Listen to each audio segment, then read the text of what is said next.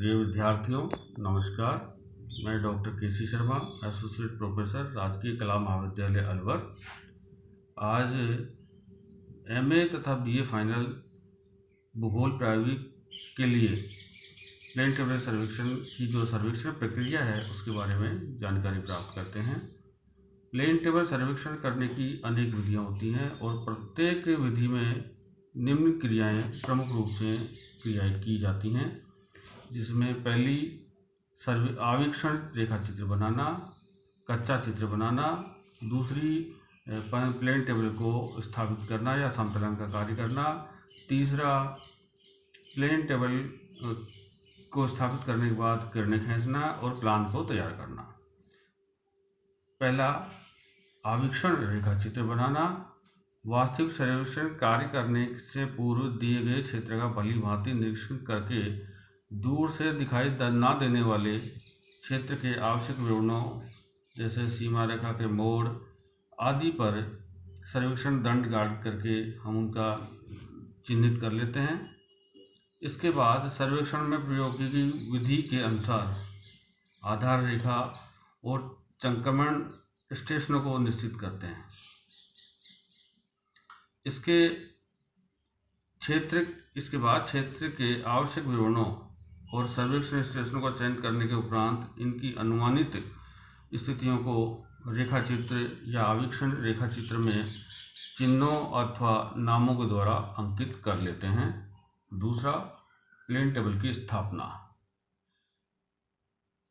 आवीक्षण रेखा चित्र बना लेने के बाद ड्राइंग कागज लगे आरेख पट्ट को ट्राइपॉड स्टैंड पर कसकर प्लेन टेबल को क्षेत्र के वास्तविक सर्वेक्षण स्टेशन पर सीने की बराबर ऊंचाई पर स्थापित हम करते हैं। और इसके बाद प्लेन टेबल पर दो प्रकार की क्रियाएं करते हैं। उस प्लेन टेबल पर दो प्रकार की क्रियाएं करते हैं। पहला करते हैं समतलन का कार्य और दूसरा करते हैं केंद्रण का कार्य। और फिर जब ए स्टेशन से अगले स्टेशन पर जाएंगे, बी स्टेशन पर जाएंगे, तो वहां पर हम समतलन और केंद्रण का कार्य तो करेंगे ही। इसके बाद एक कार्य और करेंगे पूर्वाभिमुखीकरण, यानी बी स्टेशन से ए स्टेशन को देखना। समतलन का कार्य आरेख पट्ट पर लगे ड्राइंग कागज पर किरणें खींचने से पूर्व प्लेन टेबल को क्षैतिज दिशा में स्थापित करना आवश्यक होता है। साधारण प्लेन टेबल में ट्राइपॉड स्टैंड की टांगों को ऊंचा नीचा करके आरेख पट्ट को समतल कर लेते हैं और जांच के लिए स्पिरिट लेवल को प्रयोग करते हैं। स्पिरिट लेवल में हवा का बुलबुला सदैव ऊंचाई को भागता है, अतः बुलबुले के भागने की दिशा में स्थित ट्राइपॉड स्टैंड की टांग को इतना ऊंचा नीचा करते हैं कि बुलबुला कांच की नली के ठीक मध्य में स्थित हो जाए।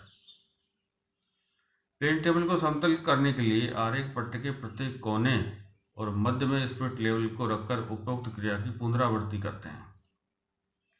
जो हमारी दो प्रकार की टेबलें हमने पहले भी बताया, एक तो जॉनसन टेबल होती है, एक होती है तट सर्वेक्षण टेबल होती है। तो जॉनसन टेबल के आरेख पट्ट को हाथ से दबा करके समतल करते हैं और तट सर्वेक्षण जो टेबल होती है उसमें ट्राइपॉड शीट्स में लगे समतलन पेचों को घुमा करके हम समतल करते हैं। केंद्रण का कार्य। प्रारंभिक सर्वेक्षण स्टेशन पर प्लेन टेबल के केंद्रण से हमारा तात्पर्य सर्वेक्षण स्टेशन की लंबवत दिशा में आरेख पट्ट पर स्थिति ज्ञात करना होता है। इस कार्य के लिए आरेख पट्ट में साउल कांटा लगाकर कांटे को इस प्रकार इधर उधर हटाते हैं कि उसमें लटके साउल पिंड की नोक सर्वेक्षण स्टेशन के ठीक ऊपर आ जाए। इसके पश्चात आरेख पट्ट पर कांटे की नोक से इंगित बिंदु को पेंसिल से अंकित करके उस पर आलपिन गाड़ देते हैं और इस आलपिन के सारे एलिडेट रखकर आधार रेखा के दूसरे सिरे पर गड़े सर्वेक्षण दंड और क्षेत्र के अन्य विवरणों को लक्ष्य करके किरणें खींचते हैं। प्रारंभिक स्टेशन पर कार्य समाप्त हो जाने पर पश्चात प्लेन टेबल को उठाकर अगले स्टेशन पर ले जाते हैं, जिसकी स्थिति ड्राइंग कागज पर पहले से ही हम बना लेते हैं।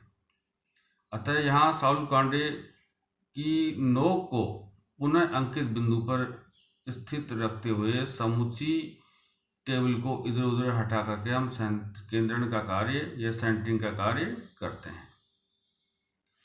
इसे जो प्रक्रिया करते हैं इसमें आरेख पट्ट की क्षैतिज दिशा में अंतर आ सकता है, इसलिए इस प्रक्रिया को बार बार दोहराया जाता है जिससे हमारी त्रुटि की संभावना कम रहे। एक दो बार प्रयत्न करने पर समतलन और केंद्रण दोनों ठीक हो जाते हैं। तीसरी जो प्रक्रिया है वो है पूर्वाभिमुखीकरण की प्रक्रिया। इस प्रक्रिया में आरेख पट्ट पर अंकित रेखाओं को धरातल की तदनुरूपी कल्पित रेखाओं के समांतर रखने की क्रिया होती है।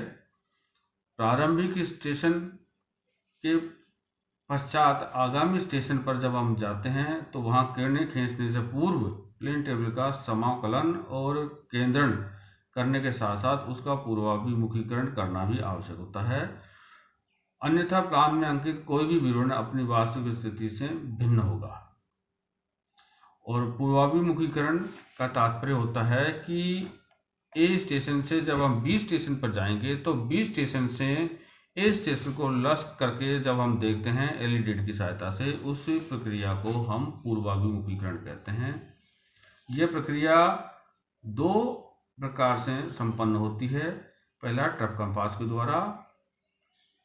ट्रप कंपास की सहायता से किसी सर्वेक्षण स्टेशन पर प्लेन टेबल का पूर्वाभिमुखीकरण करने की बहुत सरल विधि होती है। इस विधि में जिस सर्वेक्षण स्टेशन पर प्लेन टेबल का पूर्वाभिमुखीकरण करना होता है उस स्टेशन पर आरेख पट्ट को ट्राइपॉड स्टैंड पर ढीला कस करके प्लेन टेबल का सही समतलन और पहले तो केंद्रण करते हैं।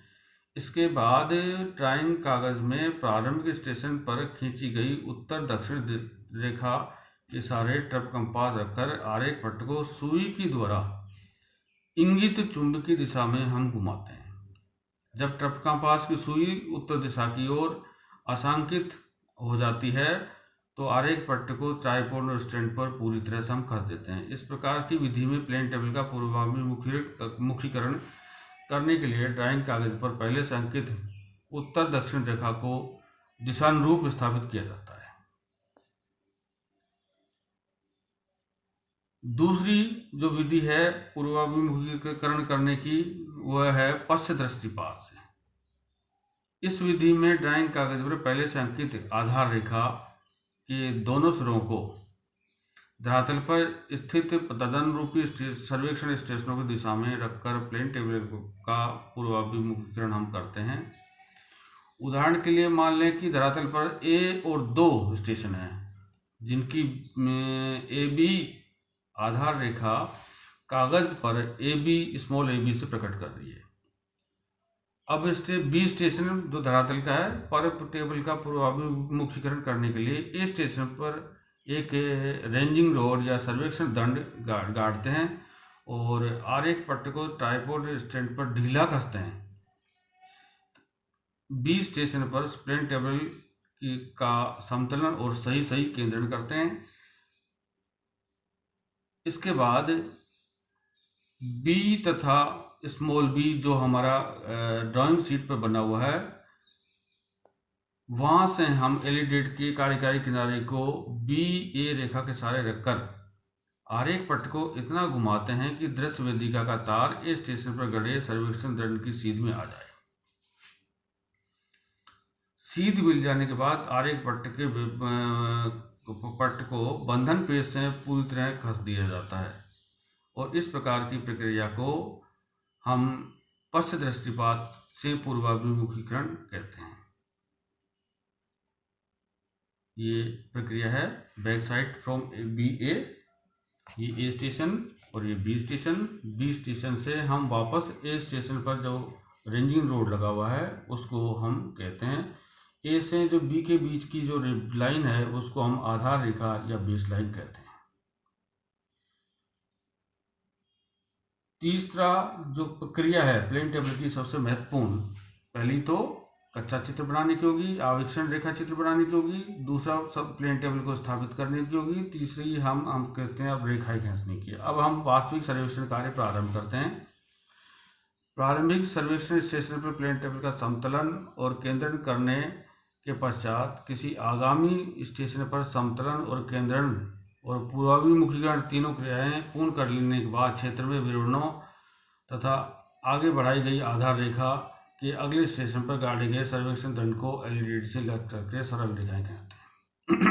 इन सरल रेखाओं को किरणें कहते हैं। इस कार्य के लिए आरेख पट्ट पर प्लेन टेबल के सर्वेक्षण की स्थिति को प्रदर्शित करने वाले बिंदु पर एक आल्पिन गाड़ देते हैं तथा किसी विवरण को लक्ष्य करके एलईडी के कार्यकारी किनारे को इस आल्पिन से हटाकर रखते हैं। जैसा कि आगे बताएंगे हम कि विकिरण विधि में प्रत्येक किरण को पूर्व निश्चित मापने के अनुसार लंबा बनाया जाता है, जबकि प्रतिच्छेदन विधि में केवल आधार रेखा को मापने के अनुसार हम बनाते हैं। चौथा जो प्रमुख कार्य होता है वो प्लान को पूर्ण करना। क्षेत्र के सभी आवश्यक विवरणों और सीमा रेखा को बना लेने के बाद प्लान के नीचे उसकी मापनी अंकित कर देते हैं। प्रत्येक प्लान पर संबंधित क्षेत्र का नाम, उसके नीचे कोष्ठक में सर्वेक्षण विधि आदि हम प्रमुख रूप से जो हम लिख देते हैं। इस प्रकार से सर्वेक्षण निष्कर्ष रूप में हम प्लेन टेबल सर्वेक्षण की जो कार्य विधि है उसके बारे में हम कह सकते हैं कि जब हम किसी क्षेत्र में जाते हैं जिसका हमको सर्वेक्षण कार्य करना होता है, तो सबसे पहले हम उसका एक आवेक्षण रेखा चित्र तैयार करते हैं। उस आवेक्षण रेखा चित्र के आधार पर उस क्षेत्र में जो कहाँ पर बेस लाइन बनेगी, आधार रेखा बनेगी, कहाँ पे कौन कौन से ऑब्जेक्ट हैं, उनको हम निश्चित करते हैं। यदि कोई स्टेशन दूर स्थित होता है तो वहाँ पर रेंजिंग रोड लगा लेते हैं जिससे वह आसानी से हमको दिखाई दे।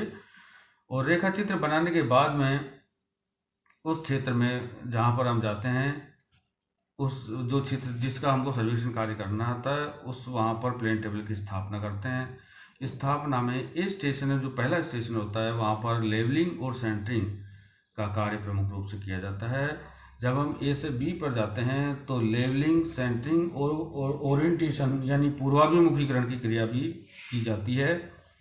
इसके बाद हम पूर्वाभिमुखीकरण की जो क्रिया है वो ट्रप कंपास के द्वारा और बैक साइटिंग 2 प्रकार की क्रियाओं के द्वारा की जाती है। और इसके बाद किरणें कहते हैं और प्लान को पूर्ण करते हैं। धन्यवाद। ये आज